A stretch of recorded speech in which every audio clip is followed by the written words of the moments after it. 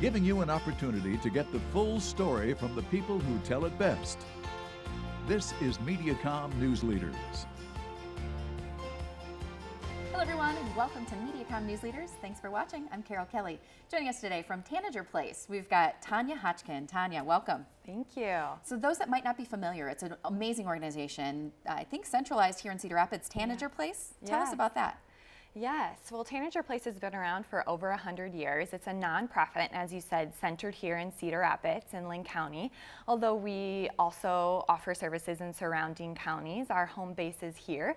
We really focus, and if you will, our mission is to really inspire, empower, and heal the lives of children and families, which really is a spectrum of treatment all the way through prevention, outreach, and advocacy, really looking at the social, emotional, behavioral, mental health needs of children and families.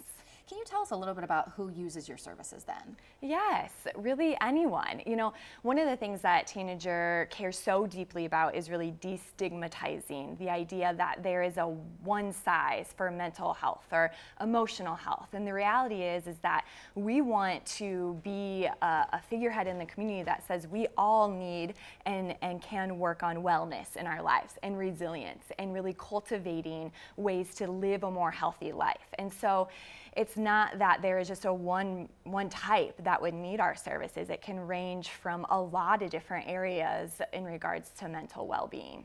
We're going to talk a lot about the services that you provide there at Tanager Place, but where is someone, if they just wanted to start looking at the services that you provide, where should they go? Yeah, our website is a really good resource. So if you went to tanagerplace.org, you'd be able to see a platform that speaks to the different services that we offer. We offer everything from an inpatient program where children would come live for a while in order to heal and to grow, all the way to outpatient services. So services in which someone would come for an outpatient setting or community-based services. We have services planted in the community. We have workers that go into homes and into schools. So really a platform depending on the child or the family's need.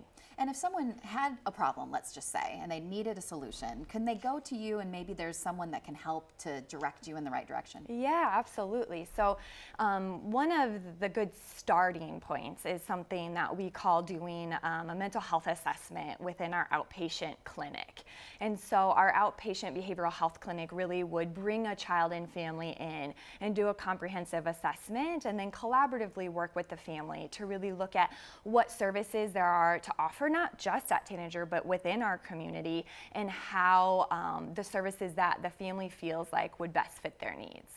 Tell us about the importance of, you mentioned it before, mental wellness and resiliency, especially in our children. Yes. Oftentimes, you know, I don't think we mean to as a society, but we're very reactive, right? It's when a big problem occurs that we then start to explore what options we have. It's so fascinating to see the way other cultures or societies do things. And really the reality is it's fascinating to see that in a lot of other places, going to a provider is really just about a check-in, like you would your primary care physician, you know? One of the things that we really want to help is realizing that we all can benefit in ways to enrich our lives. And so when we talk about wellness and we talk about resilience, we really look, one of the things we created was something we call conditions of well-being. So we look at the different areas that can enhance our wellness, all the way from safety and connection and belonging in our world, and meaning and purpose, that we feel like we matter and we're involved, all the way to efficacy, you know, that we feel that we have some sense of control in our lives and a sense of competence or mastery, if you will.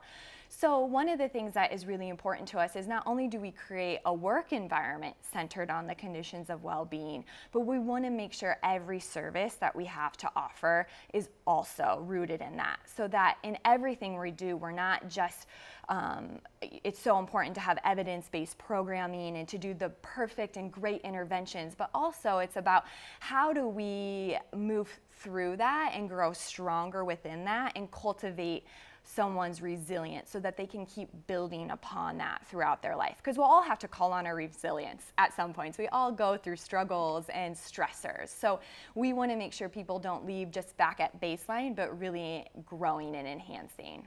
And tell us a little bit about what makes Tanager Place unique. Yes. I mean, for the reasons that I listed, I think it makes us unique and innovative and advanced. A lot of times as a society, when we're just treatment oriented, we look at, all right, let's fix it, and then you move on. But I think one of the key figures at Tanager is prevention. We really want to do programming that is rooted in not only mitigating the potential effects that stressors can have on us, but really helping children and families then cultivate all the things that they need to live a well life. And these children, is there like an age, I guess, programming? It's all throughout their ages. Tell us about that. Yeah, it's unique because depending on the program, we work with parents who may have little itty bitty kiddos. In our outpatient services, we can do therapy for kiddos as young as 3 in different family modalities, really working on that attachment and that development of the child within the family unit, all the way up through young adulthood. So we know the brain doesn't stop growing, you know, at 18, and that you should be an adult. So we really wanted to expand into the reality of the lifespan for a child is 0 to 25-ish, we see. And not only that, but we're always a part of a family unit. So how we can continue to serve those populations that we know we have expertise around. Tell us about, and it's probably, again, a unique piece of Tanager Place, but how your clinical care really meets the children at where they're at developmentally. Yeah. I would say I'm a trained marriage and family therapist. When you go to grad school, you get kind of a baseline of training. And so one of the things that was really important to me, especially within my role at Tanager, is how do we go above and beyond just a generalized approach? How do we have different expertise? And because our mission is centered around children and families, we can have expertise specific around those modalities. So most of our clinicians are trained in play therapy modalities. We have family play therapy modalities that we have expertise in. And I think that's really unique to say these are areas that we specialize in so we can be the best at our art. Talk to us about your new office. You've expanded. Yeah. It's not now, like I said, just in Cedar Rapids. Yeah, for Tanager, everything is mission critical, which means if we see a gap, we want to fill it because we don't want to ever lay our heads down at night realizing that we could serve somewhere where nothing is being served and not do due diligence to that. So we did expand in Coralville. We heard a lot of need from that area in regards to access for care for children. And so we have a new office in Coralville, which is really, really exciting. It's smaller, but we have 3 clinicians down there. We have behavioral health intervention services, which is a community-based program, and pediatric integrated health home down there. So it's really exciting to see us be able to offer more in a greater scope and greater span. So right now it's really your summer camp space, but you're going to be moving into school, of course, coming back in the fall. Can you talk to us a little bit about your school-based programming? Yeah, our school-based program, which is one of the most exciting things for me, is something that we really started to expand 6-7 years ago when we realized that for children to access care, it had to sometimes be in the school environment. So we're in over 33 schools in Lynn and surrounding area offering comprehensive care. So we have a therapist usually full-time in a school doing prevention work and treatment. So not only do we offer individualized therapy or family or crisis therapy, but also work with the school system, work with teachers and educators doing training on mental health resilience, trauma-informed practices, all the way through running resilience curriculums for kids there who maybe don't qualify for therapy, but we really want to help make sure that they stay on the pathway of resilience.